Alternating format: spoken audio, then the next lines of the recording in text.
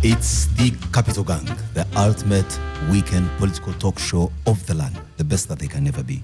Welcome to this special edition coming to you live from the Africa Coffee Park in Ntungamo. And yes, your host standing in for the regular host or the perennial host, Oscar Samoya Mzoke. My name is Kasiate, Simon Kasiate. On the program, the regular gangsters already assembled and in faculty, and I will introduce them in no particular order. But right next to me, Lydia Wanyoto, contesting for the Mbale City Member of Parliament, a former member of the National Resistance Movement Central Executive Committee, and a regular gangster on the program. Good morning, Lydia. Good morning to our viewers and listeners, and I'm happy to be in Ntungamo, Inspire Africa. Thank you so much for the invitation. Yes, in a good mood. The other member of the gang, regular gangster, Malcolm Mpamizo, looking sharp in white. I think you got the memo for the dress code, you and Lydia, appropriately well. Thank you, Simon. A very good morning to you all, and it's a pleasure to be here in beautiful Ntungamo. The other gangster in the house, Joseph Ochieno, the man from Nagongera, is comfortably seated in his red corner. Thank you very much for having me, Simon. I'm delighted to be here and to inform the whole country that my father had a coffee plant in Nagongera, but it was basically a plant, not the plant, the kind we've just seen here. So absolutely impressive stuff. Wow, welcome to the program. And yes, here comes the most difficult part, because the next people I'm going to introduce, I have a long history with them. Perhaps I've known them for longer than I've not known them. And in no particular order, I will introduce one of our guests, Mr. James Tweheyo. He is a commissioner in the Electoral Commission of the National Resistance Movement. But before that, he was the Supremo at the Uganda National Teachers Union. But even before that, he was my teacher in entire school. So I am what he taught me to be and was. Mr. Tweheyo, welcome to the program. And even before that, I was a student in high school. So good morning, Simon. Good morning, listeners. Good morning, all of you listening to Capital Radio. I'm happy to be here with you. Great. And the man that's ruffling feathers, and the man that is rubber-rousing, the man for whom we are here to prove with our own eyes to see whether the Africa Coffee Park is a reality or a myth, a man that has been a talking point, especially around the coffee area. Nelson Tugume, known him for a long time, knew him as a young boy, a student of Ontario School, and I must say something, except for a pot belly, not much has changed in character, size, and shape.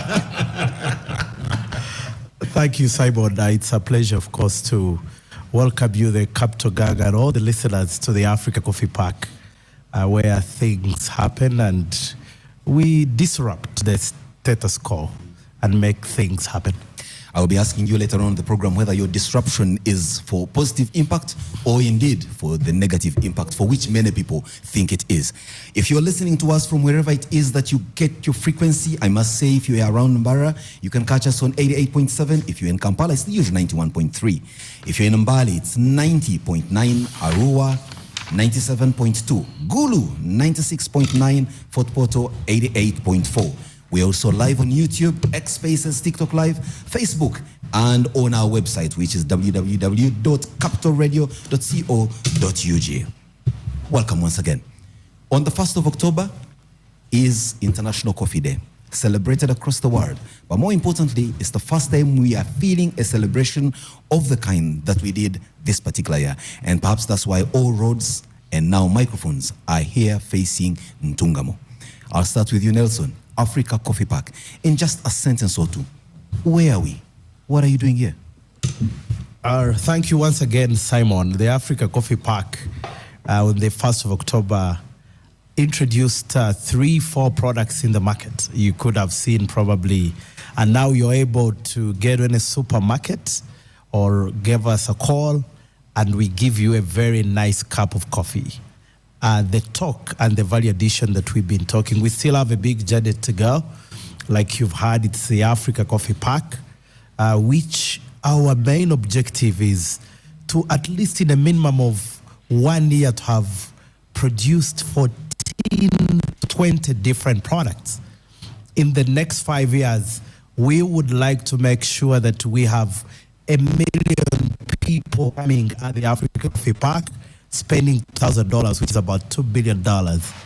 We also intend to ensure that our aspiration and target that we move now where we are at $2 billion as a country to $5 billion. And this is from a very simple math point of view, that while the world total value of coffee is 460 billion, Uganda, the biggest producer of coffee, only earns less than $2 billion. Nelson, Uganda is the biggest coffee producer of the world, or in this? Of Africa. Of Africa. We've overtaken now Ethiopia recently, and becomes the biggest exporter.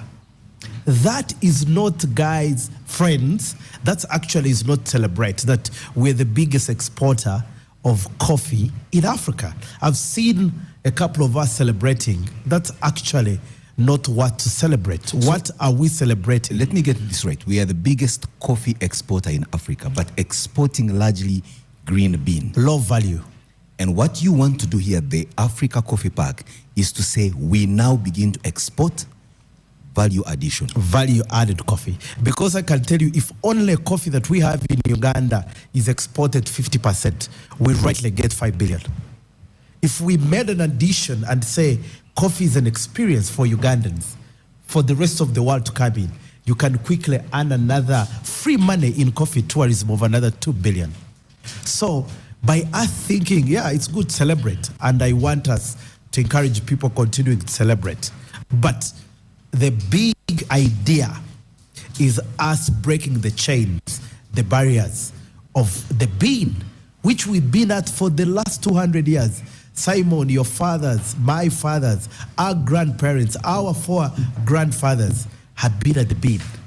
Our ask, maybe our thinking at the Capitalgang should be, why have been this for such a long time?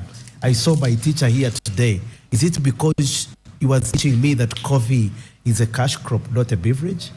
What is the reason why people should understand and know why we need to take it a further step and get a better value out of our coffee? Nelson, the argument that value addition is indeed, like the name says, is indeed more value for a product you have, has been made and is an agreed position. Now let's break it down to you, the Africa Coffee Park, which facility is marvelous, is huge and all, but we need to first get the elephant out of this room. Yeah. Nelson, you get into partnership with government, taxpayer money is advanced to you to put up this facility. And questions abound. Why Nelson? Why here? What guarantees do we have that taxpayers' money is not going down another bottomless abyss? We just need you to reassure us. And number one, quickly, I'm not the first. And for which we will have to hold you to account for the next generations. And one, friends listening to all of us and Ugandans and people all over the world, I like to be accountable. I like not to fail the next generation. I've been a hustler. I know what it means to look for money. I know what it means, Simon, so you know, my first big loan, I got my first big loan to put my first apartments when I was in first year of university. So I've been in this game of money. I know what value of money means. So for a taxpayer and anyone listening to us, Inspire Africa, Nelson Tugume, we do not want to fail the next person to say, you failed. Wherever you go all over the world, in government offices, to people, they only tell me people who have failed. They don't tell me people who have succeeded. And I think they're there. I mean, you know the story of Murana. You know the story of Mukwano. Let me remind you, Simon, when President Museveni got out of the bush, just had the story short, he called Mukwano, and Mukwano UPC fella. So maybe he thought he was going to be kidnapped, and asked him, what does it take for us to have soap? I'm just going very fast. President Museveni got $1 million and gave it to Mukwano. Some of you don't know that story. You can see how Mukwano has turned around that Yeah, but you see, the difference between you and Mukwano is that Mukwano was using his money or he was borrowing in his name. But for you, Nelson, where we are, you picked taxpayers' money, and we need you to give us assurance that this is going to be put to good use and we shall receive a return on this huge investment. Kasiate, let me correct you. Number one, by the time government came in, I'd already started on this journey. I'd invested huge amounts for your own information. Actually, government has invested less in this vision, in this dream, in this compartment that you've seen. Wow. But because you have a lot of noise, you people out there, you never know the real answers. Government has and invested. that's why we are here, Nelson. Yes, give us the answers. The floor the is answers yours. are government has invested about $52 million. $52 million. Do you see what's the equivalent of investment that's here? Now, Nelson, you're asking a man who has never seen $1 million in one bundle. So now, spare me hard questions. The hard questions are for you. Now, Simon, I want you to pick up and go to real business, because now we're talking investment. For your own information, Simon. Yes. Like we say, the Africa Coffee Park. This is expanded to the Africa Coffee Park Smart City. We intend to invest another $5.5 billion in this city. What will this city have other than producing coffee? I heard you talk about visitors coming here. You seem to talk about there are tourism. conventional centers, educational facilities, Okay, just hold on. coffee Nelson. resorts. No. Take it slowly, Nelson. What is going to be at the Africa Coffee Park when I close my eyes and see it complete? Break it down for me. Number one, just to break it down, you can't have an experience of coffee.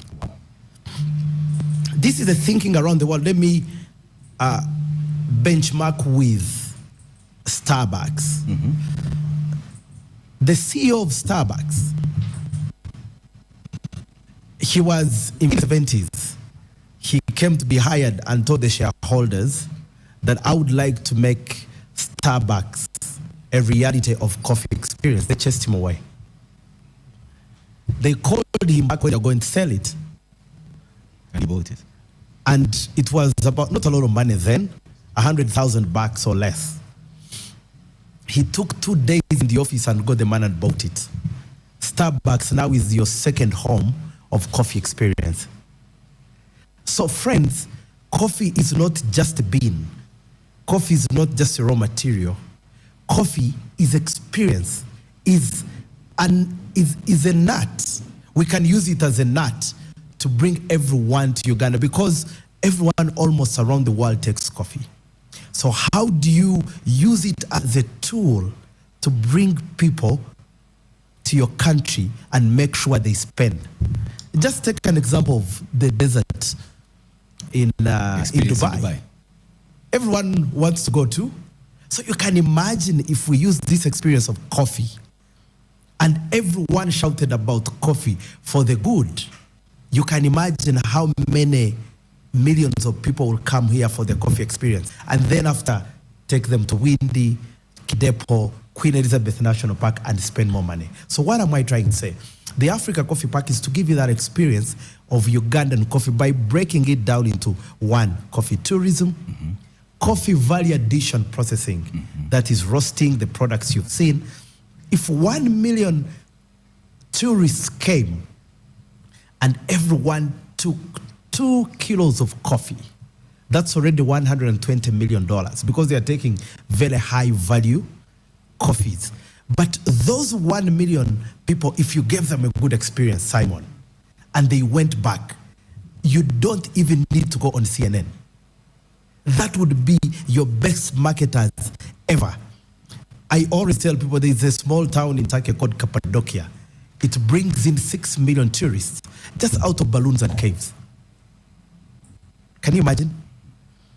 Turkey right now is at a target of 60 million tourists. The reason I'm doing tourism, because it's just free money. People just come with their own money and give it to you. Give them a good service, give them a good coffee. Whatever you're doing, let it be good and good. So the coffee, the Africa Coffee Park is to disrupt our usual systems, like I said. Number one, this is for the farmer.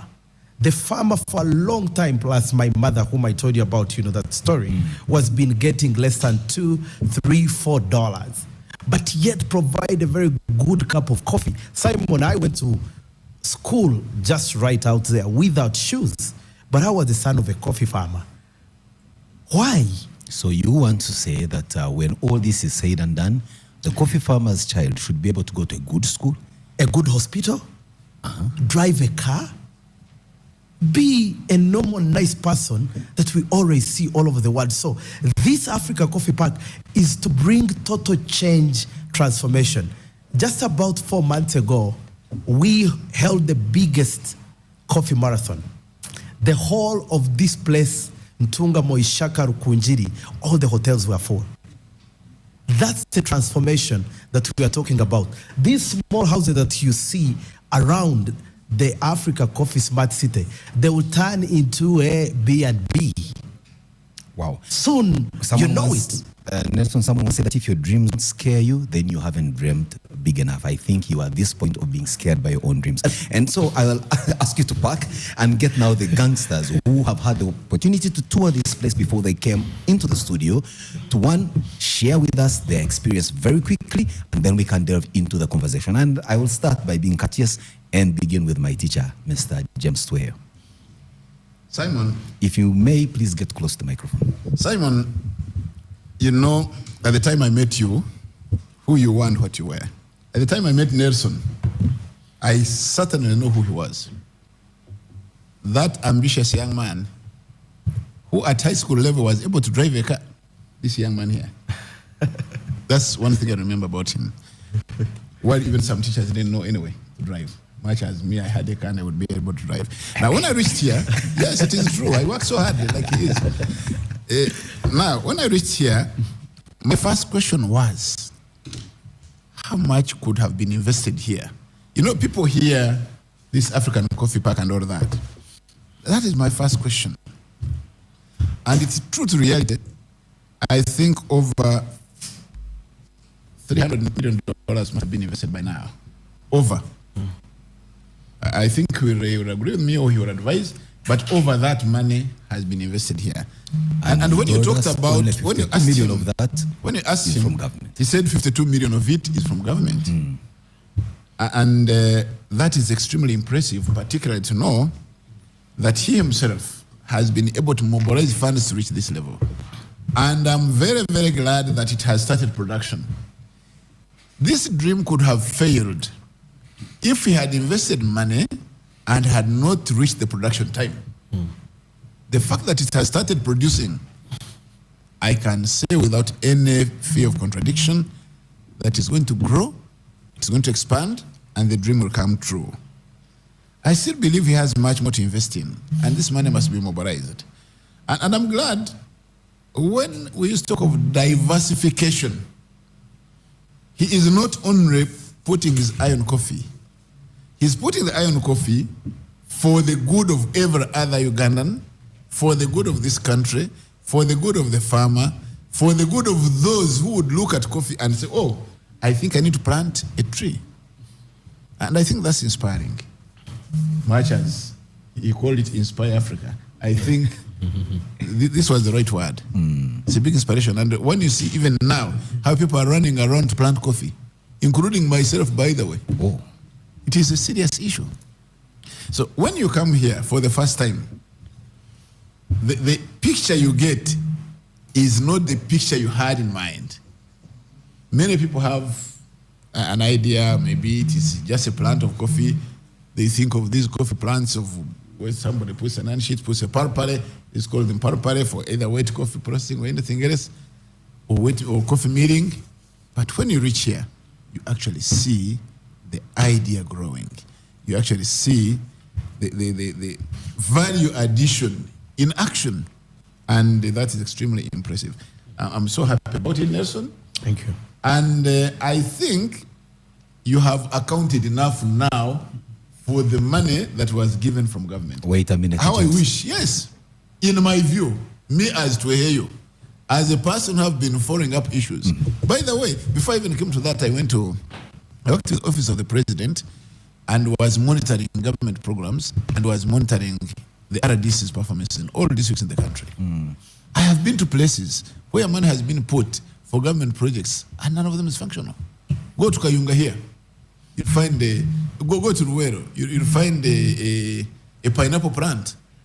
Go to Kapchorwa, to Kwen, you'll find their plants for coffee and rather for maize and all that. Go to Amorata, there were maize mills put there.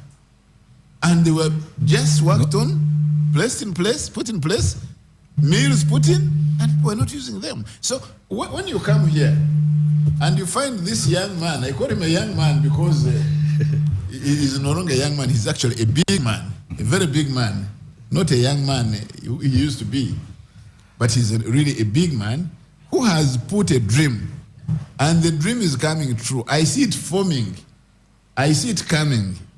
I think if we had a number of Nelsons, we would be very comfortable. I was lucky to go to France one day in summer. On those shades, on those verandas, once you reach there, It's one the constant immediate smell. welcome, these small cups of coffee. Espresso. When you are in Ethiopia here, they just give you a cup of coffee and you feel very welcome. I wish it could be the same case in this country, where you enter somewhere, where you reach the streets of Kampala, where you reach the streets of Ntungamo, and all you get is The just airport. That's a small cup of. I will now allow Lydia to come in so that one, we're not accused of being a manual and just an old panel, but also to continue with the assumed waxing lyrical and praises for this project before I bring in Ochero, who's going to come, and I know he will throw the spanner in the works. He has to remain relevant and show the country that he has seen nothing and nothing seems to be going on here. So Lydia. You wait for your disappointment.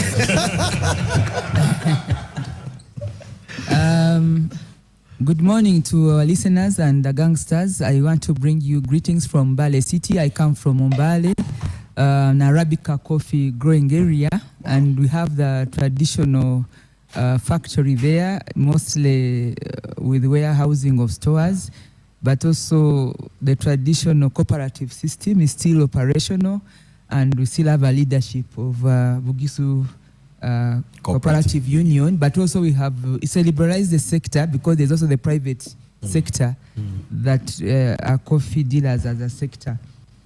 Then I want to thank Nelson. I know him at a personal level. We've met at different places, including some of our gatherings like Chankwanzi, when you've come to make briefings as a partner in the sector with government.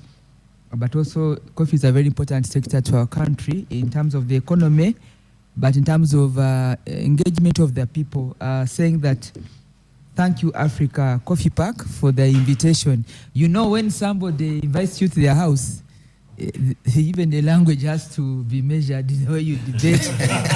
Because now I was invited by Nelson and I'm with his team and I'm here. So the conversation will have to. Let me give you some nice, little example. Because I can't. We will normally take the other things in the evening. When you've been invited and someone is not going to pay the bill, you have to make sure that when they crack what you assume is a joke, even if it is not funny, you have to laugh. Because I want our listeners to know that I am not in the usual Capitalgang premises in Kamocha. I am at the Africa Park headquarters in Ntungamo, Rashameire. Beautiful town growing up. So if you hear me speaking differently, don't say what has happened to the gangster that we know from Kamocha in Kampala. I'm many miles away from Kampala. I am in Ntungamo. They've already packed for me matoke and milk, you can imagine, and coffee, groceries. Your bribe is complete. So just to say, but it is good to see people like Nelson.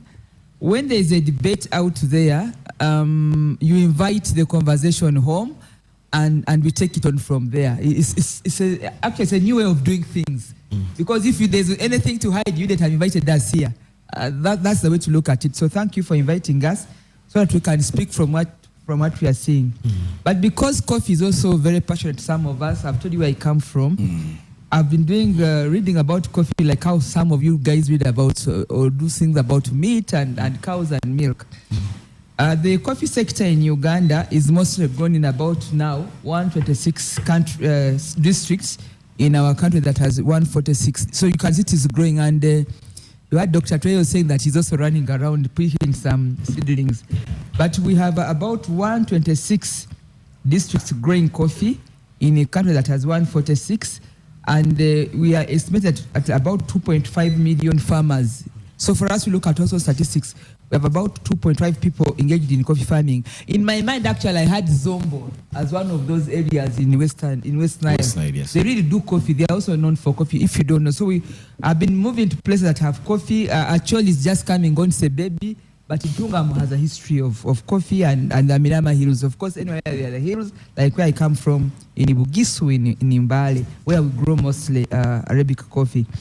But also to say that our coffee, in the world setting, it's unique, sustainable, high quality, and is marketed like third world in the whole of the coffee producing countries. And I think the Africa Coffee Park or Inspire Africa has been one of those entities in our country that is trying to break the ceiling to marketing in the world.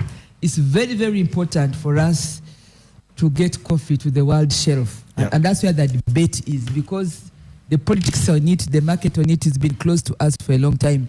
I've had people, including Nelson, blaming our forefathers for stopping at some stage. You grow coffee and then there is no value addition. I don't think they had the energy, the competence to go to the world campaign. Now it's your time now to move the next level. Wow. Our foreparents began the garden. Somebody began managing the quality, but it's now your time. It's the generational time to move it the next level, because it is high tech, it is high marketing, it is ever engaging the gear levels. You cannot let go, and you should be able to know which nuts to push. And I don't want to say that our parents had that capacity. The capacity has been grown over the years by the trainers who took you to school or who taught you when you were taken to school, so that you pick the knowledge. Yeah. And your knowledge should be passed on to the young people who have picked technology to give it the right value and to also put it on the international shelf. The international shelf is a different politics altogether, and it's not for everybody. Absolutely. It requires specialization. You know where to touch. It has politics, it also has the managers, it also has expertise. Absolutely. So for me, I think that it's a battle. Our parents began the journey, they passed on the baton. The Tugumes of our generation should start from there, but there should be another level of high tech, of branding, of breaking the barriers, hard barriers of the shelf at the international market. Tremendous. So let me, if I may, let me conclude. Because from the government side, there's also the policy and the targets. We also must deal with targets. And when you deal with the target, then you know where to go and where to go. So Nelson has been talking about quantities, but for Uganda, we have been targeting to having 20 million bags by 2030. So who is counting the 20 million bags, and how do we get there? Is now the story. And when you get there, you want to add value. What level of value should we add going forward, including technology and including break the middleman, so that we get to the market and get what is due to the farmer. The farmer that Nelson talked to, the mother and my mother, because even me, my foreparents are garden people. You see them with gumboots, with the hoe. At the end of the day, so me, I am at the level of your children, because my father really was not in the garden. You and Nelson. So we want to see how people can. My father was a Nelson. If I can come. My father didn't even have. So that is the story where we have to tell that story. But finally, we want to see Nelson now talking about women in a second, because in the bulk of many of our coffee processors and centers, women have been picking coffee using their hands and using their eyesight, and that has huge health implications, because if you sit for 8 hours picking coffee using manual methods, now we want to do tech. And when you do technology, then where is the woman in terms of her contribution and in terms of earning? So we want to see coffee that is high value even in the garden, so that there's a machine harvesting, but she's supervising or she So has a jobs are not stake, being taken away. or she has a stake in terms of shares. So that Shares. is my story, and if I have another chance, I will continue. Tremendous, Lydia. Thank you very much for that. And yes, Joseph, before you come in, I need to inform you that you are less than 50 kilometers from Bugangari, where I come from. And it's also not We are a in Russia, coffee Merita. growing place. No, it's important for my folks in Bugangari to know that their sun is not very far away, so that the They spirits of can the tune land in. How much coffee have you got there? a lot. What I know is that coffee educated my father, because his father was not just a farmer of coffee, but I think he was a big, they call them businessmen, but from my understanding of what he was doing, he was largely smuggling it to the DRC and to Rwanda. But he was a very rich smuggler, I must say. And now I think because of what has happened in the coffee value chain, you don't need to smuggle out green bean, you can have it processed.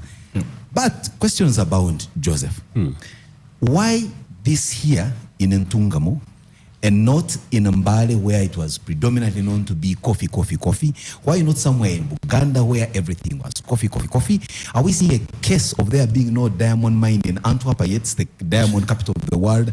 Is it like something Mugabe once said in Britain, said, you hear them talk about English tea and there's not a single tea plantation in And the UK. Comrade Gabriel Robert could put it very precisely. So, with that having set Yeah, the stage, yeah. what's your take having arrived here, Joseph? No, before I answer you, I just want to put a disclaimer that I've known you as a young journalist of 20 years ago. So we've been places.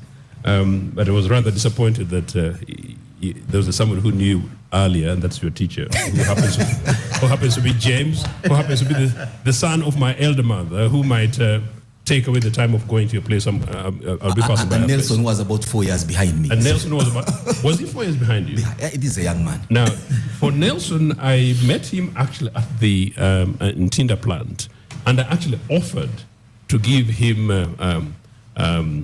PR and communications and everything else on coffee at a discount. Thank you. The reason being, Gratis, but at a discount. Yes. That's Joseph. as it happens, your question was answered by Nelson to me already. And one of the reasons why I thought I had to be here, although we still had to be invited, was the point about the government injection of resources into this. I think he's being very modest that if it's 52 million US, our money, that you have put possibly over 250 million other monies, which is not public monies. Whoever's advising on PR need to be able to address that. But linked to that is the question that Simon is not asking me, but I think he's seeking to answer to the rest of the citizens of this country. Why here in Ntungamo? Why not in Broad Buganda? Why not possibly in Bugisu? You'll answer the rest, but as it happened, I'll just help you. Researchers can easily get compromised. He actually told me that before government came in, he had started. And I think that's a very important point, Nelson. So you swayed me a little. In fact, you swayed me generally. But also, too, the fact that you also persuaded me that this plant, when complete, will ensure that Uganda's coffee is the fourth, next to Brazil, Colombia, Vietnam. Now, this is where I come. 1971-72, when Idi Amin came, the Bugolovi coffee plant was the second of its kind anywhere else in the world, following the one in Brazil. And I was telling Nelson that if he can make this fourth, I will be content. What is the point? The point is our founding parents, from a political nation-state perspective, genuinely had an idea. This business of value addition. But of course, things have moved. Number two, taking those coffees as I travel around the world, I feel sick with the costers. In fact, I boycotted the Starbucks, partly because of their politics and partly because of their appetite living kind of thing. I'm not breaking them down, but maybe I'm promoting this other one. There's no reason why Inspire Africa and all other African coffees do not take the lead on this. Of course, from my perspective as a UBC, I was fundamentally opposed to the idea that money could be given to Pineti. Fundamentally opposed, and I repeat it here, that money could be given to Pineti. And guys in government listening, we are saying, let Nelson get money, let other Ugandans get money, let projects go somewhere in Uganda, other go to the north, particularly where we need reconstruction and everything else. And if we can buy this from Nelson, there's no reason why you have answered the question. Now, the other element about the specialities, about how government picked it up, Nelson told me, and I think I'm partly answering for him, that by the time Mr. Museveni came here and felt he needed to add a little bit of it, it appeared that Nelson was teaching government how to do these things. Because quite extraordinarily, why should it take all this time when actually the post-independence UPC government had plans which already were down there? Why couldn't they build on it? But it's not about politicking. It is simply emphasizing the fact that, well, innovation is power, and motivation is power. Now, teachers like James here, how are we able to embed some of these things in the current curriculum? I do not know. I do not think about education, think about politics. Meaning, therefore, our central governments should stop giving public monies to so-called investors when we have investors like Nelson, and we know there are many others, part of whose only problem is man and resources. So quite excited to be here. But quickly, Nelson, if you can get this kind of props from a man like Joseph Ochieno. Anyway, to be honest, thanks for surprising and disappointing me, Joseph. You're absolutely disappointed, I know that. And then just to conclude, though, it's a bit of a challenge.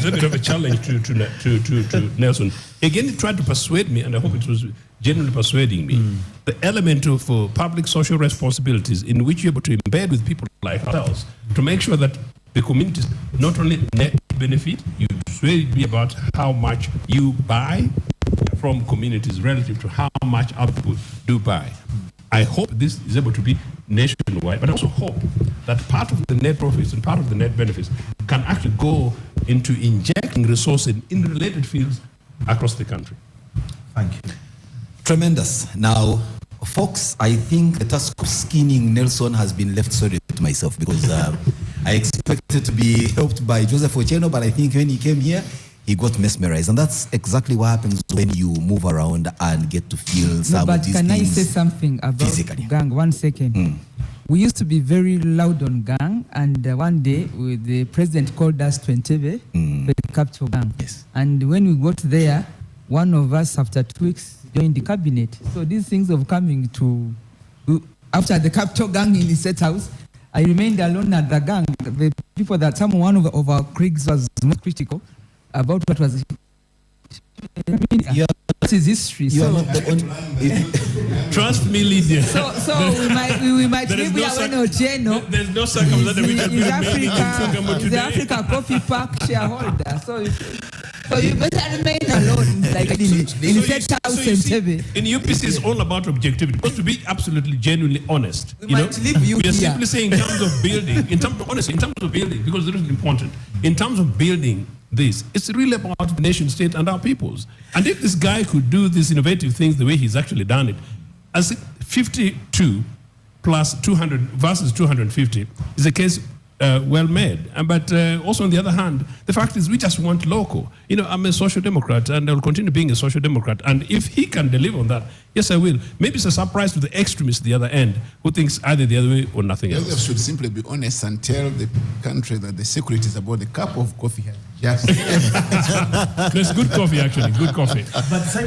Lydia, no, before you come in, Nelson, just tell you the story. A very quick one here. One day, many years ago, I am tasked to set up One of State House. I set up a panel of moderators. Number one for the Capitalgang on another station. I had 4 people. By the time I was in the first 2 years of putting together that panel, one of them, the late Agrawori, who had come on as an opposition, had joined the cabinet. There was a lawyer I had brought on board just to give us some legal knowledge. He became a member of parliament, and now he's struggling to remain of Kamba. And there was a noisy opposition lady at the time who just came in, and I said, no, I want a lady's voice. Yeah. She not only became a member of parliament, she went ahead to become a minister in the government. She was in opposition, and now she is the inspector general of government. And then I brought an academic, I also to bring in some academic knowledge and all that. Before 2 years, the man became the vice chancellor of Makerere University. And then I had brought in someone so they don't close the program from State House who was a mere presidential assistant. Yes. Today he's a senior presidential advisor. But guess what? You have remained a journalist. No, but Simon, later I joined that program, remember? I later joined that program, and I am the only opposition person remaining. On Recall paper. that? For now. Until today, you were. After here, we don't know. Mpamizo. As far as Uganda's coffee is concerned, it's for Ugandans. But anyway. Simon, you want just in a minute? Yes. For what you've heard from my brother here, these are testimonies I've heard for people who have come to visit this place. I remember there was a gentleman called Honorable Tamaguzi. He came with who was scheduled to come here to be part of this gang, and I think, as they say in Uganda, he didn't know what to come and say, considering what he has seen and what he ought to sound like. Like Honorable Senyonyi, I was very excited that people like Semuju, my MP in Chira, who is actually coming to join us on the phone shortly, was coming to see by himself, because I think as journalists, you need to stop desktop journalism. It's wrong for the country. It's wrong for development. So seeing all these people who have had, yes, on 1st of October, Honorable Chia from Magago was here and said I was among the people who opposed this project. I'm now publicly said I am now born again and I'm going to support. The Chief Justice was here on the 1st of October. He mentioned publicly, he said, Nelson, I came because of our friendship, but it would have been a big mistake in my life for me not have been at this facility. And so the idea became bigger than the person. Wow. And therefore, what I'm trying to say, your brother here, I actually respect him for being honest with the world. And all other brothers that have come here and sisters and being honest with the world. I just one point to say that those of you politicking about this project and lying, by the way, lying, if I use that word. Those of them who lie. I think it's not correct for the country. Nelson, but sorry, Simon, if you don't mind, I'm saving the journalist. Nelson, with this level of push, with this level of innovation, with this level of drive, it cannot and should not be the journalist. I'm giving you free advice. It is your job as a big corporation to push that PR element. Why hadn't you sold it to us? Great. Now, another group of desktop critics, if you want to call them that. I have a very good friend of mine, Godwin Toko, who is extremely critical of what you are doing here with taxpayers' money, but also very critical of the Capitalgang for coming here, because he thinks we shouldn't have come here, or perhaps if we have, like we have done now, we should ask you the definitive questions. And he says, by the way, in a tweet this morning, and says, Capital FM looks set to engage in, as it has been for weeks now, another episode of image washing for Tugume. Not good for taxpayers, not good for the country. Now, I hope that, Godwin, you're listening to this program, or those who know you are listening and can tell you, maybe you may wish to also come down here and engage with Nelson, look him in the face, and he takes you around, and we then value stress him to show us where, one, our money has gone, two, whether indeed this is not going to be another of the things we call white elephants. Malcolm Pamizo. Yes, Simon. I'm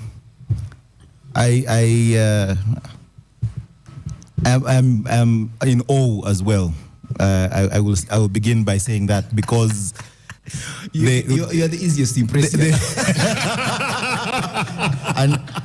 And because I'm seated next to Nelson, it doesn't mean that I will be one of those that will change my spots. But I think that what is on the ground is phenomenal.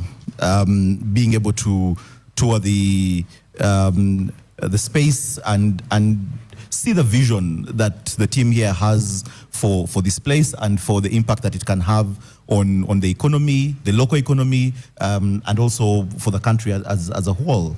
The ideas around the employment, the technology, the innovation, the improved farm gate prices, all of that is fantastic. And I think that has really been said by all the other panelists. I think that what we cannot escape, and just for that mere $52 million, what we cannot escape is the scrutiny that it comes with. Because whereas it's just $52 million, you have 50 million shareholders. That's a lot of money. Yes, behind that $52 million. And the scrutiny that you're receiving, Nelson and your team, is because of that. In my daily work in the area of business and human rights, even when you haven't used government money because you are impacting the community that you're in, you still receive certain levels of scrutiny as a big business. And so you would have to ably shoulder the burden that comes with carrying that $52 million into your business. The questions around why not other people that have, shown interest in coffee before?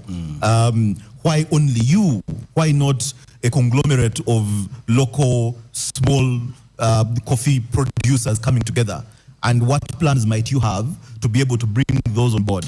Because the more they get connected to this project, the more it is viewed as a more national development idea and not Nelson's personal. Because again, all of these things outlive us.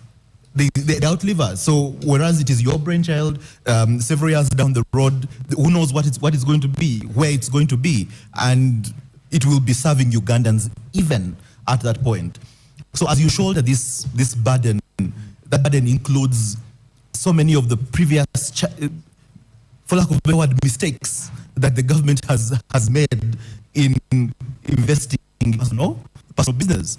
James here made reference to several, phantoms in different parts of the country that he was supervising. Businesses that were supposed to have taken off and nothing happened.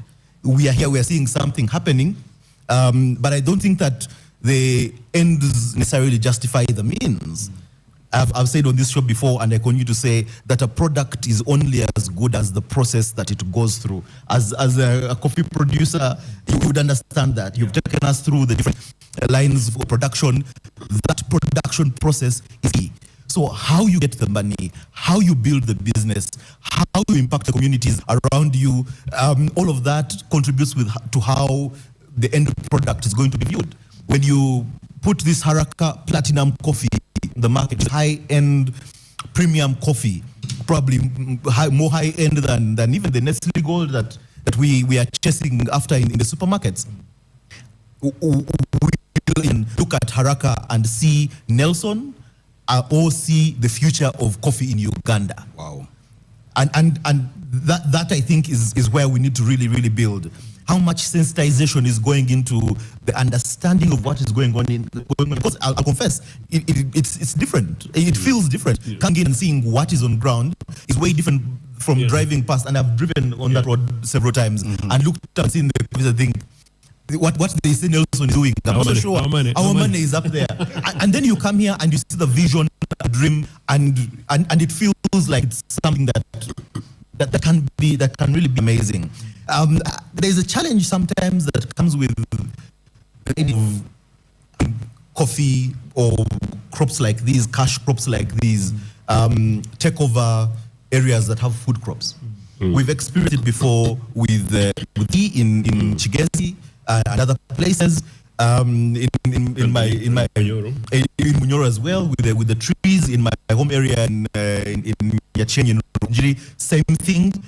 Everyone thinks money in trees, so I'm going to cut down my shrub and plant trees. But trees take 15-20 years to give you a valuable, and then after 5 years you find someone selling the trees under the land just because they have to send their child to school or have food at the table.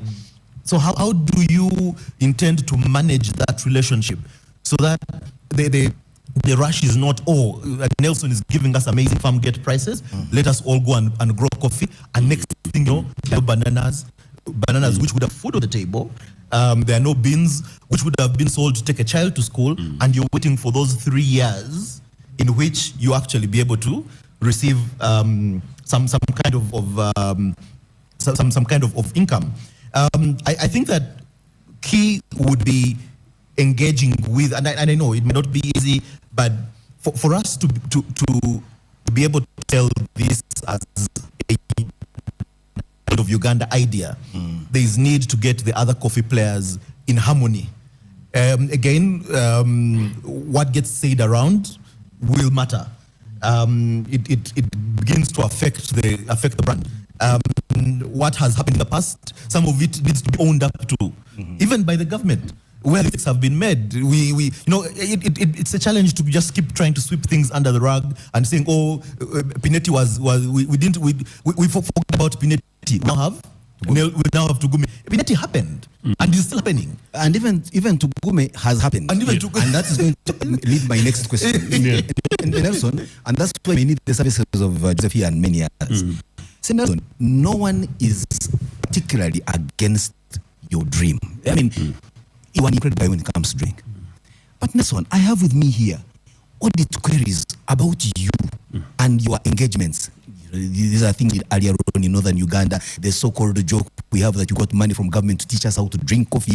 I mean, there are many things that you, Nelson, have done. Incredible stuff. I mean, I've known you in this journey. When I led you to the European Union, we did some work with MasterCard Foundation. But you have audit queries from the Auditor General of this country. And so, you are personal brand is at stake, and you've done so many things. Things have fallen. Now, this is going to be one of Nelson's nicely put together ideas that just breaks up and disappears. So, Nelson, you need to speak to those allegations and clear them, so that we have confidence that we are giving the money to the right guy that means business. Number one, Simon, I think there is no need in the world that never make mistakes. If I'm at least not one of those. I've made my own mistakes, and I don't think the only thing I can do is to learn from my mistakes. Number two, my neighbor here, I think he has put something called shielding the burden. Wait a minute, Nelson. Did you just say sorry? In admitting to have made mistakes, are you saying on the Capitalgang that whatever it is you've done in the past that has led to the loss of public funds, whatever you are sorry? Exactly, whatever it could have been, I'm saying I'm sorry. And if I think, or if anyone thought I was one of those who can't fail, I can tell them frankly, I've failed very many times. It takes humility to do that, to admit, to say sorry. Very many times I've failed on very many things. So, and that's why I say I'm sorry, whatever it could be. But what I know very well, I know for the next generation to buy this, we have to fail. And the most important thing for this country is to learn from those failures. Not to stay down, but to raise from. Not friends to bury us even more.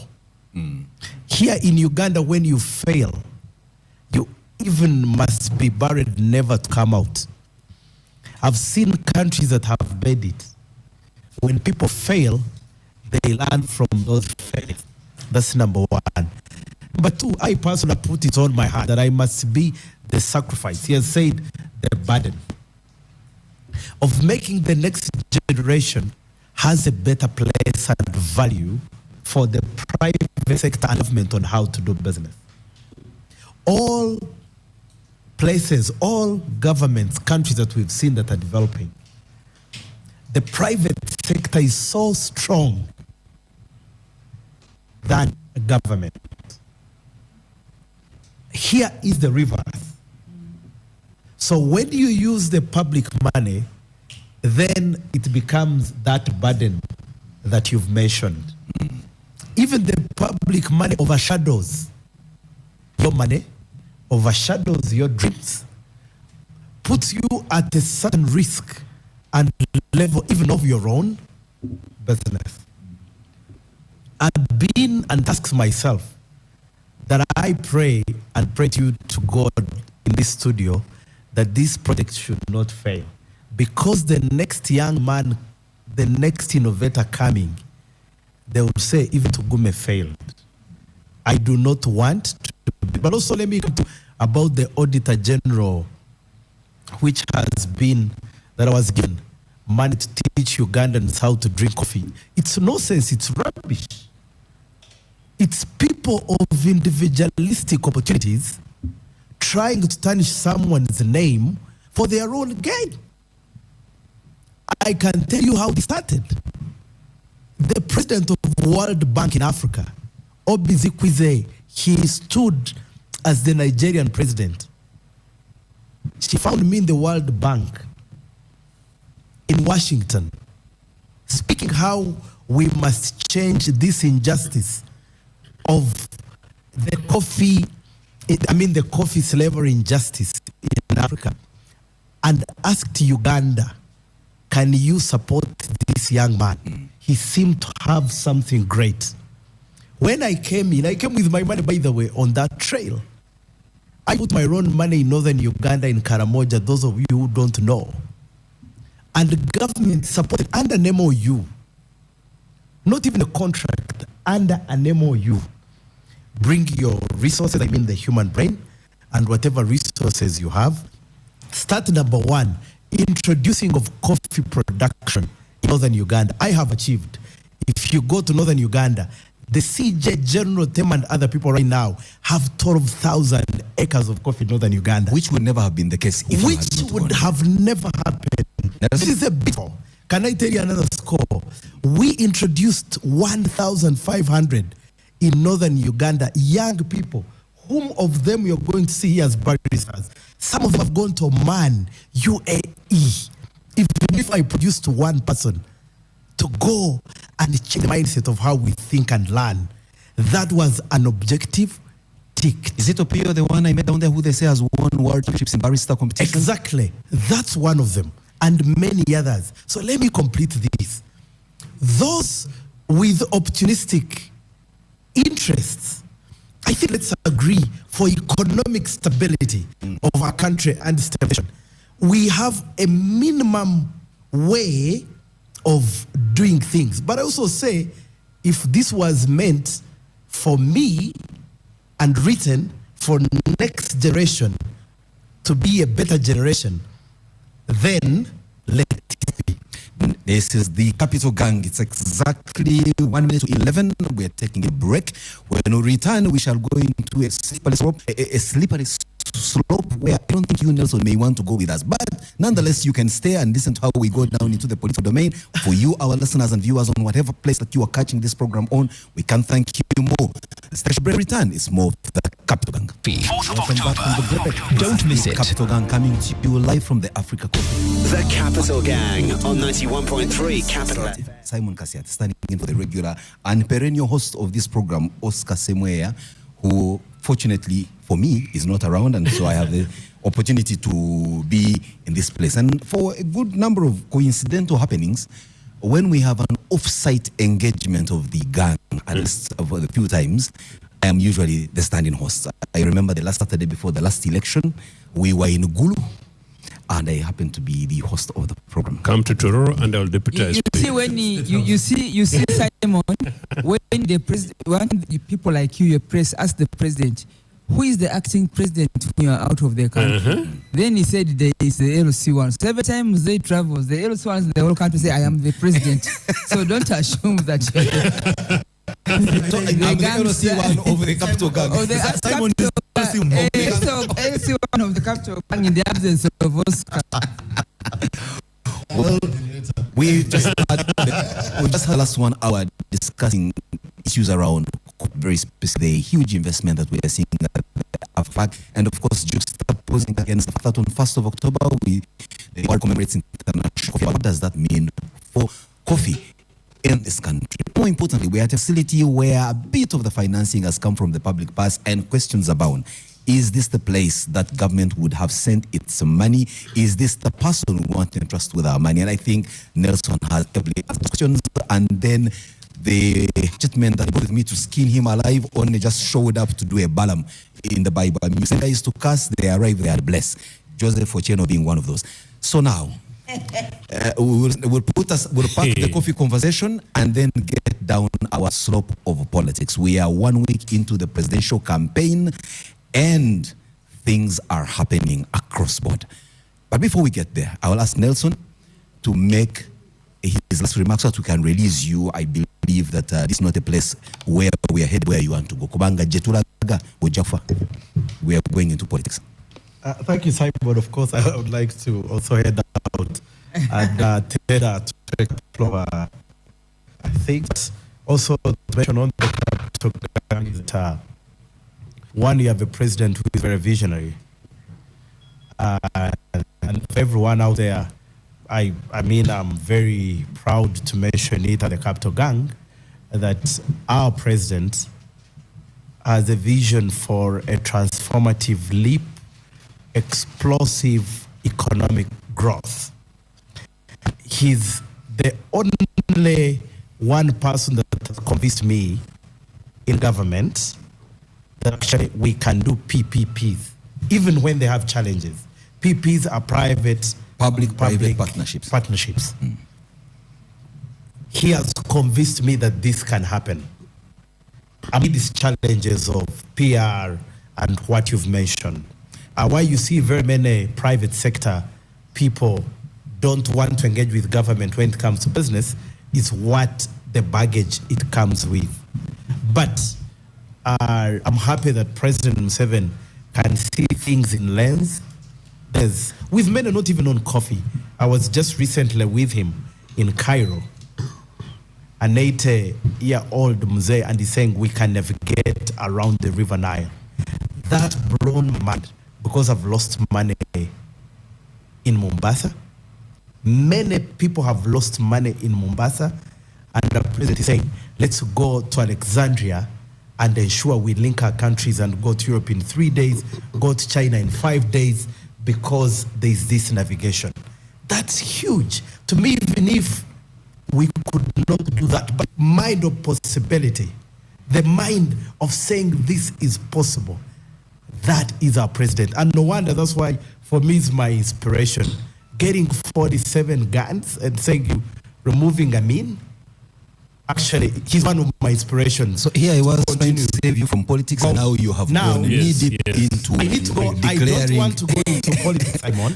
But I want to. Let's not forget. You will have to be right to reply. Listeners, Nelson is wearing Simon, a vote Museveni cape. Nelson is wearing part of the campaign paraphernalia for candidate Yoweri Museveni, and he's unapologetic about it. In fact, it's written on his cape saying "Unstoppable Gen Z's for General Museveni." Yes. So I'm saying, so you know, Simon, I was just simply saying, I'm addressing this as the president, and he's our president. I didn't say NRM or something. He's our president, and I needed you at the Capitalgang and Capitalgangers to know we have a president who understands the private sector. That's important. If he didn't understand the private sector, this our president, I think there would be a couple of challenges. But let me finish, Simon.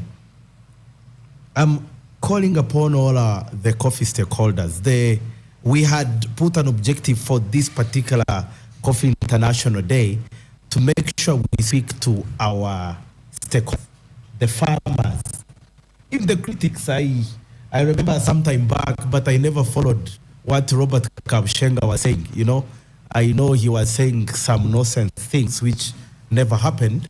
And other people whom I've heard on different, the kinds of Robert Kabshengas and the Jackie Natrinda, you stop being scammers, opportunists, liars.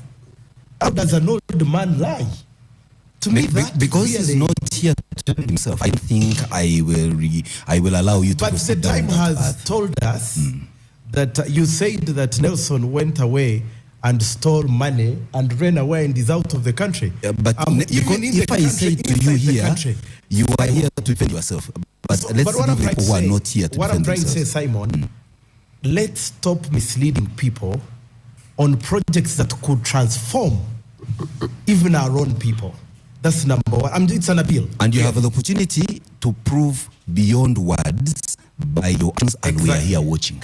Number two, Ugandans, I want to appeal to you that let's be patient with these projects.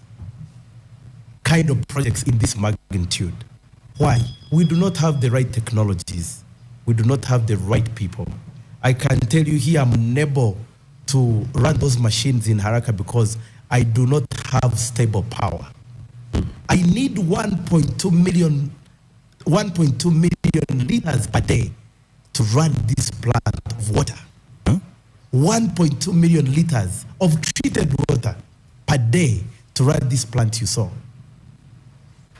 I need, you worked in electricity.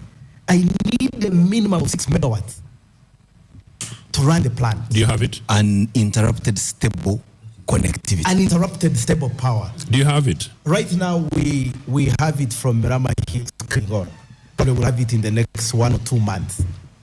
But what I'm trying to say, all these things, they need patience, friends. I need high-level microbiology, food scientists, chemists, that even this country has not had. Has not produced. Yes, because of a colonial mentality, which we are trying to break, you have produced professors who only can innovate around the plant, which Lydia said. I need expatriates who need to come and understand the rain. Africa, this is how it does things. So that process of putting a product, not even on the shelf, just to produce product, is a tough process, Ugandans.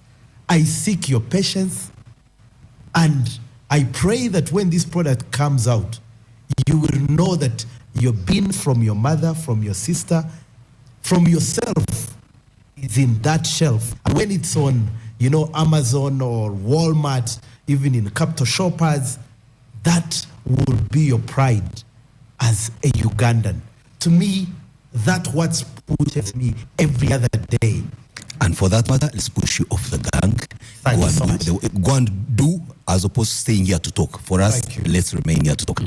Gangsters, let's let go of Nelson. Let's get down to the terrain that's very familiar to us. And I don't want to be unfair to you, Joseph, but I think now it's time for you to realize that you're outnumbered. Bambi. Uganda People's Congress does not have a presidential candidate on the ballot paper, but of course, you are watching keenly the politics and how it's going. No, we are the future. Mm-hmm. Okay, I mean, I can take patience from Nelson. Even you want to meet patience and wait for you, or Joseph. Anyway, we are 1 week into the presidential campaigns, and reports indicate that President Museveni is soaring wherever he is. The other candidates, Robert Chagulanyi has had a few hitches as possibly was expected, and he's back in the city to try and solve a few things with the Electoral Commission, especially with regard to his ability to move around and carry out his campaign without the kind of interruptions that he is reporting to have had. We see other candidates, General Mugisha Muntu, still moving around the country, and Nathan Mafabi allegedly buying goats and then asking people who he has bought them to give them to him as he's on the campaign trail. I mean, that's all conversations that continue to go on. I'll start with you, Joseph. So, Joseph, in just 2 minutes, what's your feel and sense of the campaign as it's going? Are we seeing what you always call for, a leveled playing ground, or do we see another charade where we possibly already know the winner and not much is happening that's worth writing home about? I was extremely optimistic up to the first couple of days of the campaigns, especially when we saw candidates getting formally nominated without having their shoes off, as it had been the case before. And number two, having situations in which, in all cases, as I understand it, none of the candidates were faced up by people who were wearing masks. So it was a rather hopeful time for us. And in any case, I had been amongst those many people who were saying that we really don't want to, we didn't want to, and we should hope that nothing like happened in 2021 ever happens again in this country, but particularly these elections. But bringing us to some of the issues that you refer, that Robert was inhibited, or at least felt inhibited, and some of the incidents about Nathan is rather unfortunate. I think if you listen to Nelson, and if you consider that these guys have been around town for the last 40 years, and if you see what is possible, if our citizens are given opportunities, and what is possible if we critique political parties from a perspective of competition of ideas. And if you see some of the innovations that Uganda Congress is, and some of the things that people are missing in the next elections, it is extremely important that those people who are presenting themselves as candidates, although I know none of them is going to match what UPC would put on the table, it is still important for Ugandans to have the opportunity to be able to critique these people. The kind of headlines you're referring to does not give our citizens informed opportunity to make informed decisions come the next election. So I wonder, some people think it is already a foregone conclusion, particularly with the one candidate, but maybe slightly more, some people hoping that it might be a case in which, unless the opposition reorganize and re-strategize their campaigns, that it might be one remove. But I think because we're discussing policy, I must take on something that Nelson concluded with, and that's the question of vision, because it's quite linked to our manifesto questions. If anything, one of the things, and it's unfortunate, is the way where he talks about the vision of 70. On that, politically, I disagree. You can't take 40 years and then accidentally stumble on one Tugume in Tungamo with the initiative that if that's a program like this, to then go ahead and peak onto where these guys peaked on our coffee way back in 1986. So that's not vision. And number two, that cannot be vision when you've substantially stumbled over Pineti, because I'll keep repeating, Pineti is a national disaster. Pineti should actually be a campaign issue, and Ugandans must demand to know circumstances around Pineti, and Ugandans must vote with Pineti at the helm. Rather, amongst the many issues, PPP, public-private partnership, as a political tool, I've seen it in some people's manifestos. This is actually a failed system, by the way, from Northern Europe. Blair did it, and I was part of the Labour campaigns then and part of the Labour team. It worked for them in certain aspects, particularly in renovations of schools and hospitals. But at the time, about systems that had already been established. It becomes extremely expensive when you involve a certain section of the private sector to basically run public services. Granted, the Tugume way, to be fair to him, the Tugume way works. Tugume way can work. And in any case, although we're still talking about campaigning, he thought I'd moved on. I think it's fair that Ugandans ought to know that out of the 52 million US dollars that has been put in here, how do the population get it back? But I think there's an opportunity for Nelson to respond to much later. As far as the national campaign is concerned on the issues, I really don't know which big idea exists out there amongst all the key players. And as I said, that unfortunately is what's going to happen, meaning that people are going to possibly push into the ballot without knowing the big ideas of the big common man's charter programs of the 60s that turned around this country, the move to the left that this country pushed way back in the 60s that transformed this country, that made sure that like the 70s walked barefooted, stumbled out to entire school and created what they are today. The possibilities of young children in Rohama and young children in Chinoni and young children in Nagongera being able to be who you are and what James is today, and indeed my sister Lydia, is what Ugandans want. I'm not sure yet that any candidate has so far impressed me with any big idea that can transform this country, especially pushing it to a transition which will going to be a must, a post-70 transition. Now you have a person to convince Mr. here, and he's right next to you, and his name is Joseph Ochieno. But before, let me get down to Malcolm here.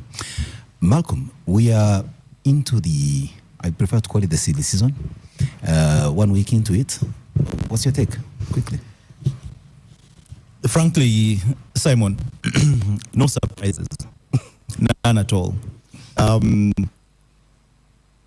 I think that it goes to the fundamental understanding of what an electoral process is in this country, and that is heavily flawed, because we discussed this last week, how an election is a process, and so what happens on ballot day is influenced by what happens several months and maybe even years before. Where is the attempt to to ensure that this is a level playing field, that whatever the challenges around our capacities as a country, there is seen, because for sure when there's incumbents involved, there is no level playing, and we can understand that. But can we be seen level playing field? I do not know a time when our dear president will be diverted from a main road to a dusty road because they might affect the traffic and affect the economy. As a matter of fact, the president is always affecting the economy when he's moving between State House, Entebbe and Nakasero. And all traffic is stopped, and the joke is that when he's still brushing his teeth, they are stopping the traffic. because you know the famous picture where the car's parked, he got out a chair and sat by the roadside and got his cartouche and started speaking to me, hey, and he was making a call while the economy was waiting. So if the economy of Uganda can wait for one man, let him pave all the feeder roads so that if you use the main road, then we don't have that. But I think when you look at some of these things are self-defeating, because when you look at the pictures that emerge from that, those are iconic pictures. When you have Bobby Wine full of dust and his lieutenants as well, those iconic pictures, that shows what those are some similar to some of the pictures and songs we used to hear from the Bush War. So I think that it goes back to our fundamental understanding of what it means to have a free and fair election, making it about issues, giving everybody an opportunity to reach the people. The president has the advantage of campaigning every day. After he's sworn in, he begins the campaign. When you go around, and it might be difficult to distinguish between who the president is and who the NRM candidate is, partly also because it's difficult to distinguish between what NRM is, but it's from the way they conduct. But when you go to its Kolo Independence ground, you can barely tell who is going to speak at the independence celebrations, 63rd independence celebrations. It should be the president of Uganda speaking to all Ugandans, including those who choose to wear red berets. Yes. All of them are Ugandans. But this is filled with campaign yellow, and I don't blame them for wearing that campaign hat. If I received $52 million, I would wear that yellow cap and more. No, I would paint my but I think Simon is actually jealous. I'm not green in as we get into what is certainly be a further charged political season, I think my appeal is to the institutions that are running this electoral process to try and bring us as close to the middle as possible, if possible, because everything, all things are blighted. From the nomination, in even the internal, well, I don't go into the internal politics. I think we're going to do that for NUP. We did that for NRM some time back. But when you have blighted internal processes, then you have partisan, let's not kid ourselves, partisan institutions, and again, partisan in the political sense, because I think we all should be partisan towards the right thing, towards the fair thing, and that would be my appeal. And as we go further, I expect it to be more of the same. I cannot help though but appeal that there is some difference in practice from these institutions. Tems, as a commissioner in the NRM Electoral Commission, yes, your work has been clearly cut out, and I'm sure you are done. You have presented to the country who you believe are the respected candidates for the various positions, right from members of parliament. You have a presidential candidate who went through and opposed. You have now SEC members and everything in between. But we also know how you conducted that election. No one accused you of having done a good job. Have you had anyone accuse you of having done a good job? Certainly many have mentioned that we have done a good job. And I hope you must say that's a wild allegation, establishing my otherwise very good. That's the reality. Now, that, my job is not yet done. We produced a flag bearer who is now a candidate for the party. We also have a duty now to go ahead and support our flag bearers who we produced to make it a reality that these flag bearers, right from the president to the lowest LC1 flag bearers, to be the real elected persons and prove ourselves that the flag bearers we put in place are the people who should be leading this country and leading the government. Number two, let's also look at the realities. When Kanochiza Besige he went to Bunyoro, and one of the catchwords was that if you see anybody coming from Bunyoro, you can easily identify that person by looking at the dust on the other person. Today, once you go to Bunyoro, you will be overwhelmed and surprised that those oil roads now which are there. So I don't know whether it is now too easy. If Kanochi Zabesi was still around, I don't know whether it would be easy for him to get back. He's around and talk about the same matter that is there. We are glad. Let's be glad that he mentioned it. It was a reality. You have worked on that reality and related what was otherwise. Which is very fine. Now, when Justice Tuyabaka was flagging off these candidates, he said, please follow the regulations, follow the guidelines, be disciplined, and that is when the elections should go well. At the very start, everybody was impressed with you, Simon, I believe, that, elections were beginning well, people are moving, but, there are some candidates sometimes who wouldn't want to be seen without any fracas. And they think a fracas would either get them sympathy or would say they are brave and all that. And that is one of the greatest challenges that we're going to have in this campaign.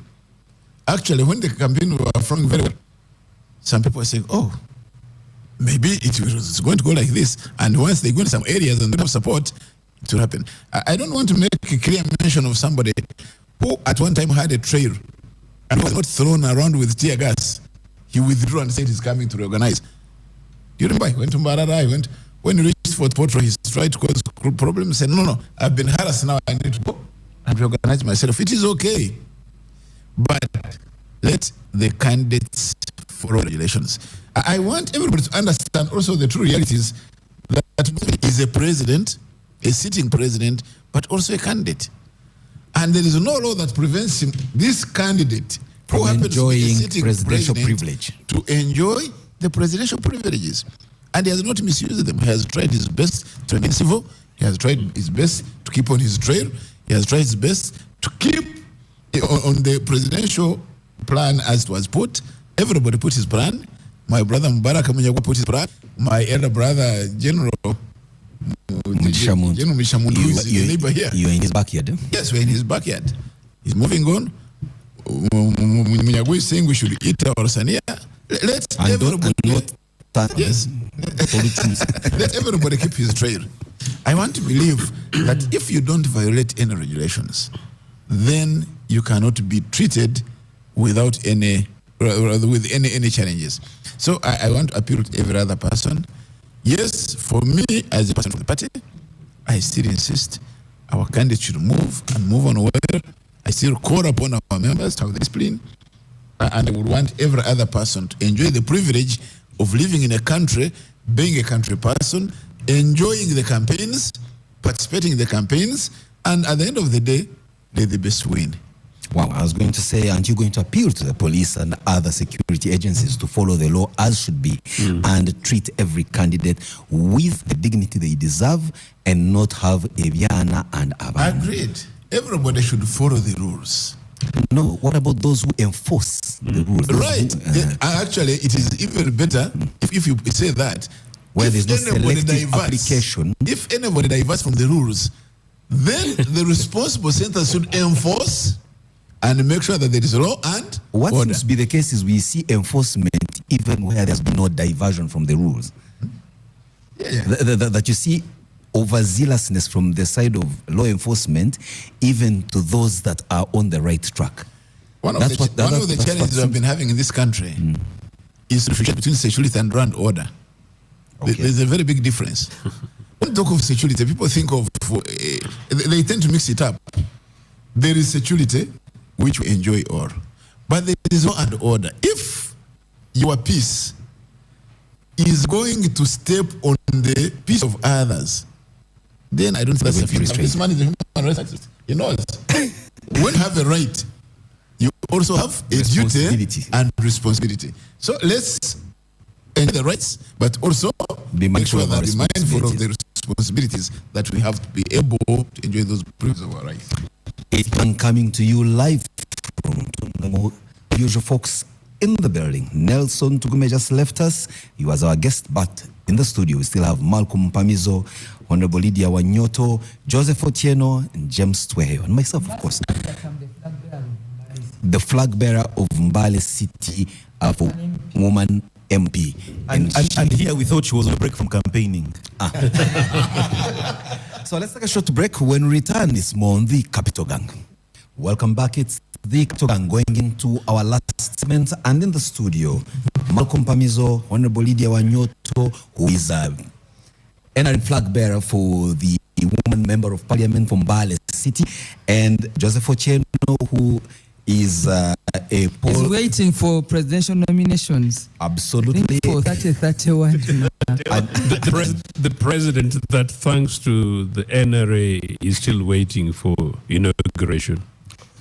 Joseph, dreaming, I thought, is an act of nighttime. People are asleep. He's smiling. You forgot him. Lydia, let's get down into trying to make sense of the first week into the presidential campaign. And we've seen your candidate, began his campaign from his cradle in Luero and quickly moved to Lango sub-region, where he still is there and speaking to the folk there. But also we have on the other end the top content on the other side saying his campaign seems to have hit a few snags here and there with regard to his ability to move around, mobilize, and attend to the whims of his supporters by being able to move around freely without much accosting from the law enforcement officers. Just give us a sense of what your thinking is around this. I know you're also busy in your own campaign, but I'm sure you keep tabs on what's happening at the presidential level. Yeah, I want to say that the NRM campaigns began in Luero, and from there we went to Lango. We are done with the Lango sub-region, so the president will be proceeding to his next campaign, which is starting tomorrow on Monday. But I want to say that the whole, I think, despite the complaints you've raised about people not having their routes properly directed, the first week has been fairly peaceful and eventful for the presidential candidates. But the beauty of it is when they have issues in the field, they have where to refer. You can imagine if you have an issue in the field and you don't have anywhere to refer to. So they have where to refer. I think this was part of the conversation because after the nominations, they had meetings and they had to forward the contact tip of the agents with the National Electoral Commission. So we hope that the second week, because the process, we hope that the second week and the third week will be processed well. For us, when the campaign began, we already had flag bearers at all levels. So the president is the principal campaigner. Wherever he goes at the venue, is also introducing or unveiling officially our flag bearers who are in areas like it has happened in Luero, but also it happened throughout the campaigns in Lango. Now that you've given me the opportunity, let me thank the people of Luero and the whole Lango sub-region for turning up in big numbers to listen to the NRM campaign, because we are moving with our tool where we already unveiled the manifesto.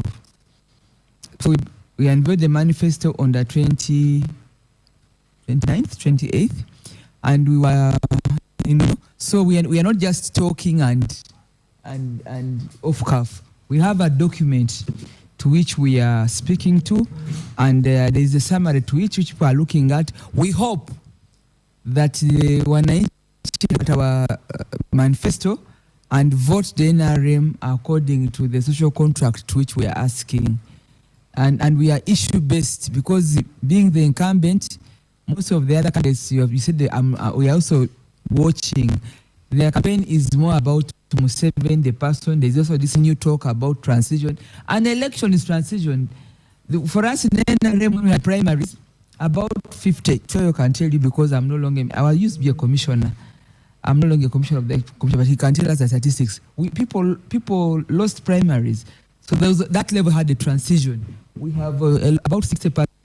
When you were sick, you were... Yeah, for us, they told us we were kicked, there was a sweep. So these are transitions. You get a team and go. So the only constant in NRM for many years now is the principle, the presidents.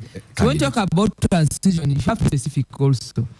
You are all looking at one office, but Parliament has over 300 and over 400 MPs. There are 529 or something like that. So these are channels who failed to get nomination for presidential. They can talk about the parliamentary and the councillors. How many councillors are you posting? Because the presidential is sealed in terms of nominations. The campaigns are on. For NRM, we are done with Lango and we've done very well. The vibe at the ground for presidential in Lango is posting over 80% win. Because you don't have a candidate, so you better give us those votes. That must really hurt very much for a party like UPC who's creating. But you see, the NRM, but the NRM party has a bus that has no doors. So the choice is yours to vote the bus, then we negotiate from the inside. Some may say that bus lacks other critical elements, including sometimes. That's why when sometimes people go in there, they can't get out. So if you compare previous campaigns, I could see Malcolm smiling because I've been at the center of the elections. But we are so far so good, and we hope that the presidential candidates have a big role they can play in maintaining peace and stability and cohesion during the campaign, because the calendar shows there are only 8 candidates and they can afford to be in different parts of the country. So there is nowhere you can cause supporters to collide or fight. Well, I have information for you that yes, there may be 8 presidential candidates on the ballot paper, but it's 1 week into the campaign, and 2 of them, specifically Munyagwa and Kasibante, have run out of cash, and I think that's where they 1 week into the election. I see it as a press report. I mean, I'm reading it from, it's not an allegation, it's reported here from some news outlets. And one begs question on the seriousness some of our presidential candidates bring to the race. I mean, from the time we had over 200 folks go to line up to pick nomination forms and get ready to be nominated, and eventually zeroing down on 8, of whom more than half of those have no name and face recognition, other nuisance factor, and perhaps some comical relief. President Museveni seems to be running really, maybe, well, a four-man horse where we just see Nanda Lamafabi, we see General Mugisha Muntu, we see Robert Chagurai, we see Yoweri Museveni, and the others don't seem to quite ring a bell in as far as seriousness is concerned. Malcolm, as we conclude our conversation, I'll allow you to take the conclusion path first. Yes. Do you get that euphoric excitement of the election when you look at the caliber of contenders, especially against the incumbent, to see that possibly there is a 1 in a million years chance that President Museveni could lose this election? Thank you, Simon. And I think that sums up the mood around the election. I'll take you back to how President Museveni became the NRM candidate. There was only 1 nomination form printed for candidature within the NRM. That's what was alleged. The other person, member of the commission. I'm reporting. I can say that's segregation enforcement. You have been debunked. And he'll have his opportunity to debunk even further. But there is a video that quotes the chairperson of the Electoral Commission of the NRM asking candidates to return later because the nomination forms are over. And only one person had picked a nomination form. So I'm drawing, Simon, you and I went to that small school on Entebbe Road, in Smack, and from the lessons that I learned from there, I am drawing the conclusion. My deduction is that they printed only one form, and were not ready, they were not prepared to photocopy. So that was an option, and so when you go back there, that level of internal democracy or lack thereof dampens the idea that there could be something different coming. You can even see the agitations within the party itself, the PLU and others, have also quietened down because it has become very, very obvious that there is not going to be any change in the near future. So, translating that into the mood for the national election, the challenges that were being faced by some of the people who, honestly, at a certain point in time, towards the nomination of the presidential elections, I had a fear that there might be a sole candidate. There might be no presidential election, because almost every other contestant had a problem with their signatures. Every other candidate, and you're thinking, so what does this say if every other candidate has a problem except the one candidate, and the problem being noticed and informed the day before, a few hours before. So there's only one person in this country who can get that process right, and when that is the case, then there is a problem. How do we address that problem? So I think all of those things have spoken to the level of apathy, as well as, it becomes, and this is the sixth iteration of the very same thing. The levels of violence have escalated year in and year out, and everybody is thinking, do I want to get involved in this thing? Are there chances there's going to be a difference? And I'll end with saying this, that the opposition hasn't helped itself much as well, because the levels of fragmentation that are there in those the absence of internal democracy in there as well has made people wonder what are the options. And just before you leave, now you touch something that we would want to kind of say something about. We've seen it with the National Unity Platform, when the tickets, or call them cards, for their members of parliament, that has caused a lot of ruffling of feathers within the National Unity Platform. And we are seeing many of those that feel disenfranchised saying they are going at it independent. Yeah. What does that say about the strength of that party, which by all means has been the strongest contender to the NRM? Well, parties have a choice, and I know Lydia and James will emphasize this. My brother Joseph is struggling to decide which constitution is actually the valid one. But parties have internal processes which, from the outside, we're expected to respect, but also interrogate and critique. What are the NUP will say that they chose that model to try and weed out certain plants from the ruling party that are, being planted to destabilize their processes. That can be seen as a valid issue. But what's the backlash? There's a joke about the Honorable Segona being given guitar to sing an a cappella, and when he failed, that's when he lost the ticket and it went to a musician, Walukaga. The lack of transparency is always going to leave people, just as we eventually concluded there's only one nomination form that was printed, because there was no transparency in how that was done. So the lack of transparency across the different parties, I know that the DP went, I think their delegates conference went up to about 4 a.m. as they were trying to debate and decide whether or not to field a candidate, and somehow those that could stay up until that time are the ones that managed to win.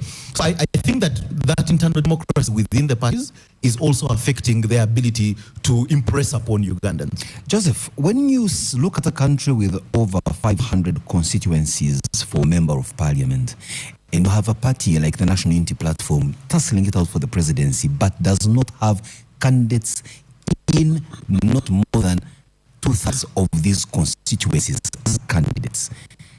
What's the chance in a million years that that strongest contender against the NRM could in fact claim the presidency when we are not firmly on ground as the NRM seems to, because NRM has not just a candidate in every constituency, but in fact in some constituencies they have people who have threatened to go independent and yet the NRM leaning. No, your question traumatizes me more, Simon, as we conclude.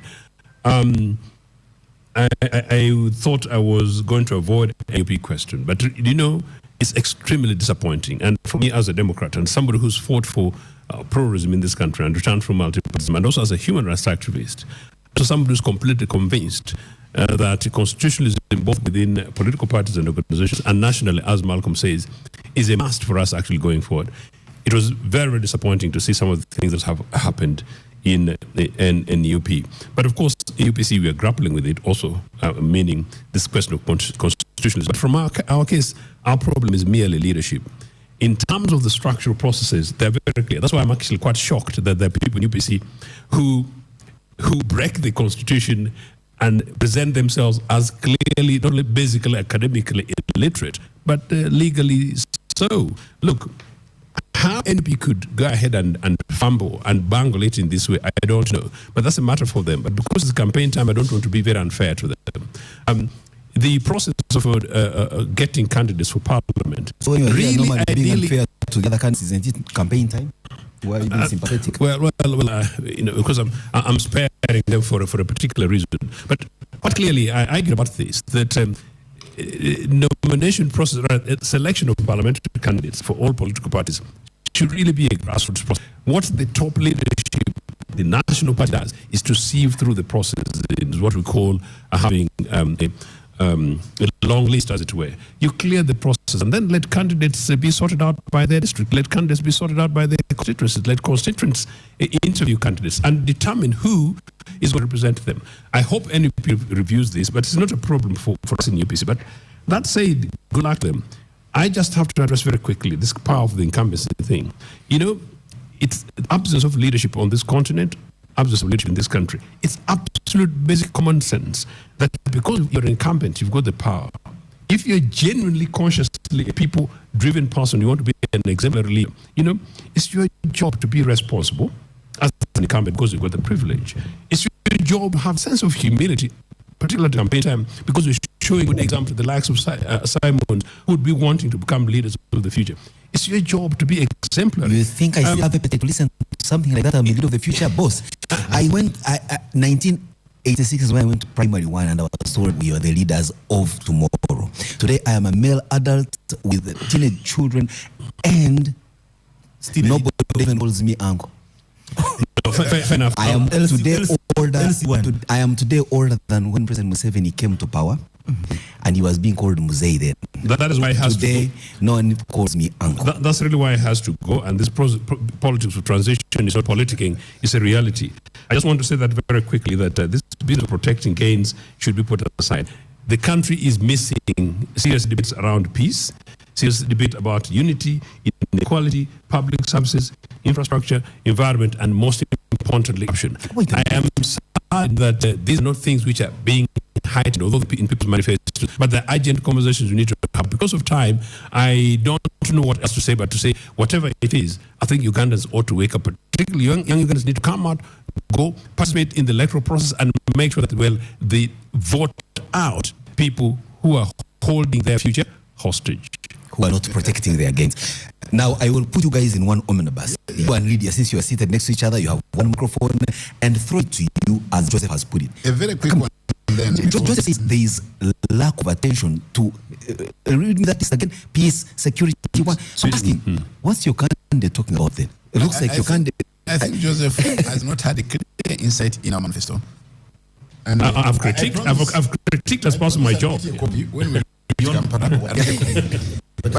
But I wanted to have a quick throw on the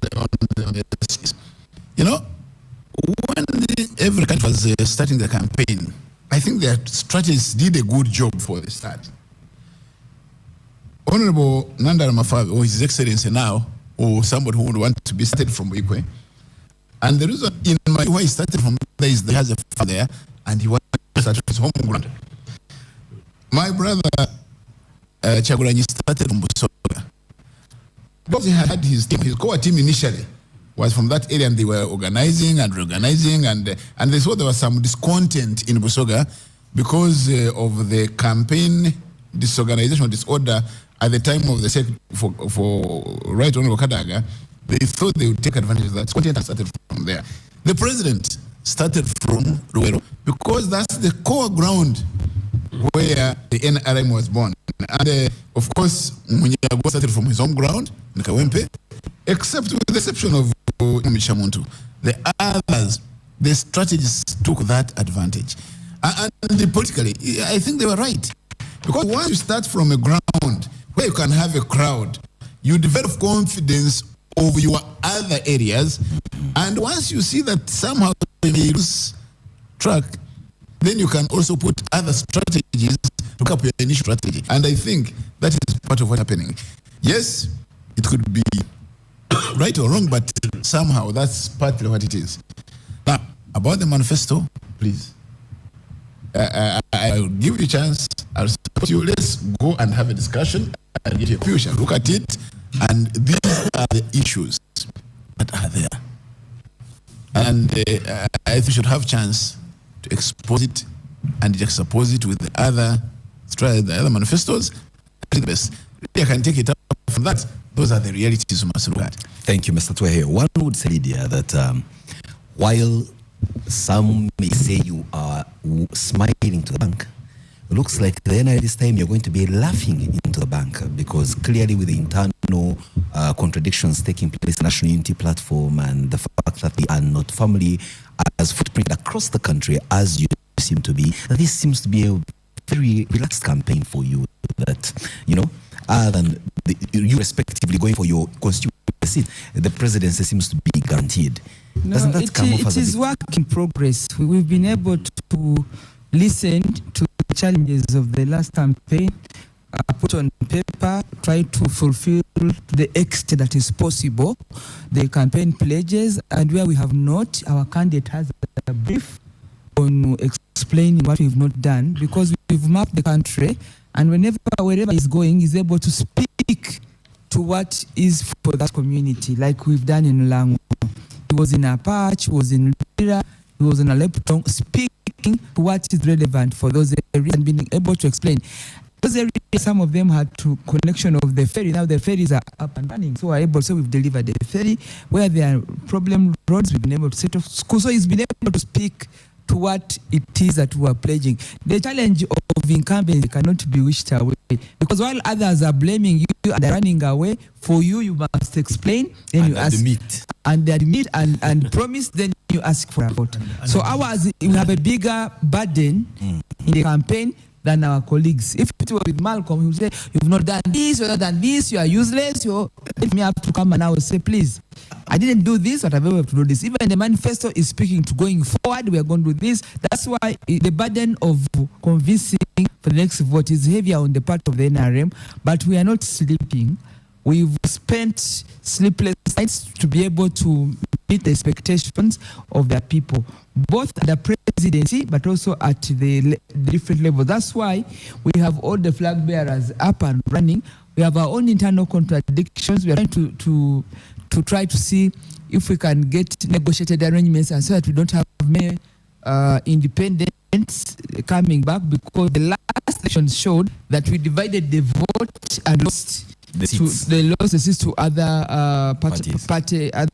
sister parties that were competing with us. So if NRMs can reduce the issue of independence, so that we don't divide our votes and we deal with the internal contradictions, we should be able to post more members of parliament, more mayors, more councillors to these offices than we did in the last election. Even so it's not a cup of tea.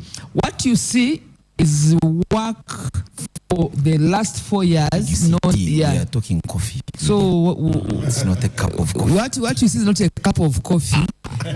It has been a lot of work, analysis of what went wrong, and we have the map of Uganda on every wall of the NRM. We are plotting the whole country. Where are we doing well? Where do we have problems? We are able to analyze, and on our before you go to any campaign, we have a list of problem people, problem issues, problem, we list them and we are engaging. We are running an engagement campaign because we are for serving the people. We are people servants. We've seen in it's the same we are doing in Valley City. Singling out individuals from the crowd that saying, come with me. That is what is happening. So we're dealing with individuals, we're dealing with the people, not just ideas. What about people by name, by interest, by... What about internal contradictions where, for example, your candidate, and I'm sorry I'm bringing it to your footstep, where you may not be faced with an NRM-leaning independent vying for you, but you have certain percentages within the NRM which are frustrating your campaign, undermining your campaign. How is that going in trying to ensure that whatever your differences, please allow you to win the constituency for the NRM? Those contradictions, and that's why I'm candidate are strategically voting to protect the interests of the party, also trying to protect the interests of the candidate. Right now, my case, of course, the challenges within Mbale City cannot just be with the internal; they are also external, and there are contradictions. You have candidates who post national character, but you have candidates who have been councillors who might survive because they do not post national character challenges. So the mapping is there, and maybe this show should know that those who are trying to cause internal contradiction are known, and they will be called upon to negotiate to let us deliver the party where we sit. Thank you so much. Because the last bit, tomorrow is the World Teachers Day. Yes, I remember I am. And I'm going to wish all the teachers for the day and pray. And they should know that they've been let down. And the children and the country. And I pray that whatever every teacher does should be in the best interest of the child. And I'm sure the same teachers will say whatever you do as a sitting government, and especially one that has because we are in Intungamo, is in their best interest. And the best Nelson, because we are living in Intungamo, I want us to know that we can replicate what we've seen in Intungamo on coffee in other blocks, in other centers. It's not a one alone. So people should not complain why in Intungamo. We should do same. Mbale City should have one. We should have one in Zombo, one. Why not? So that we are able to grow coffee and market it and open the international market for from wherever trade. It is that you've been catching this session of the Capitalgang. I want to thank you immensely for being a part of this communication, a part of this programming, a part of the discussion. I want to believe that we've picked a little more value and had some debunkment of certain situations and conversations, but most importantly for also having our technical teams run a seamless engagement online, on air, and everything in between. Thank you, kudos folks, and yes, it's from me as the host of the program. It's been a pleasure. God bless, and let's meet same time, same place, another time. God bless Uganda. And happy independence. Thank you for calling Case